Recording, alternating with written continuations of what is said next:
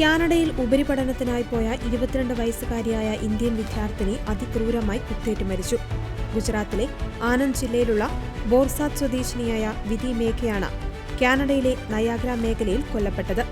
കഴിഞ്ഞ 4 വർഷമായി കാനഡയിൽ താമസിച്ചു വരികയായിരുന്നു വിധി.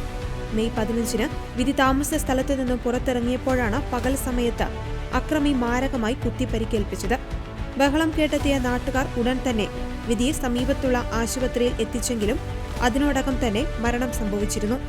കാനഡയിൽ നിയമപഠനം നടത്തിവരികയായിരുന്ന വിധി സ്വന്തം ചിലവുകൾക്കായി പാർട്ട് ടൈം ജോലിയും ചെയ്തിരുന്നു. കാനഡയിൽ സ്ഥിരതാമസമാക്കുവാനുള്ള അപേക്ഷ നൽകുവാനുള്ള തയ്യാറെടുപ്പിലായിരുന്നു ഇവർ. കൊള്ളയടിക്കുവാനുള്ള ശ്രമത്തിനിടയിലാണ് ആക്രമണം ഉണ്ടായതെന്നാണ് പ്രാഥമിക നിഗമനം. സംഭവവുമായി ബന്ധപ്പെട്ട് പോലീസ് ഒരാളെ അറസ്റ്റ് ചെയ്തിട്ടുണ്ട്. എന്നാൽ കൊലപാതകത്തിന്റെ പിന്നിലെ യഥാർത്ഥ കാരണമെന്താണെന്ന് പോലീസ് ഇതുവരെ ഔദ്യോഗികമായി വെളിപ്പെടുത്തിയിട്ടില്ല. മെയ് 16 മുതൽ വിധിയെ ഫോണിൽ ബന്ധപ്പെടാൻ സാധിക്കാതിരുന്നിട്ടും ജോലി തിരക്കുകളിലോ പഠന തിരക്കുകളിലോ ആയിരിക്കാമെന്നാണ് ഗുജറാത്തിലുള്ള കുടുംബം കരുതിയിരുന്നത്. ദിവസങ്ങൾക്ക് ശേഷം നയതന്ത്ര ചാനലുകൾ വഴി അധികൃതർ ബന്ധപ്പെട്ടപ്പോഴാണ് മകളുടെ മരണവിവരം കുടുംബം അറിയുന്നത്. വിധിയുടെ മൃതദേഹം നാട്ടിലെത്തിക്കുവാനുള്ള ശ്രമത്തിലാണ് കുടുംബാംഗങ്ങൾ ഇപ്പോൾ. വിദേശത്ത് ഇന്ത്യൻ വിദ്യാർത്ഥികൾക്ക് നേരെ വർദ്ധിച്ചുവരുന്ന അക്രമങ്ങളുടെ പരമ്പരയിലെ അവസാനത്തെ സംഭവമാണിത്.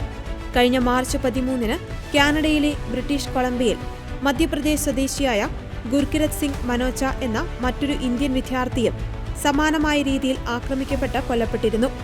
തുടർക്കഥയാകുന്ന ഇങ്ങനെയുള്ള അക്രമ സംഭവങ്ങൾ വിദേശത്ത് പഠിക്കുന്ന ഇന്ത്യൻ വിദ്യാർത്ഥികളുടെ സുരക്ഷയെക്കുറിച്ചുള്ള ആശങ്കയാണ് ഉയർത്തുന്നത്.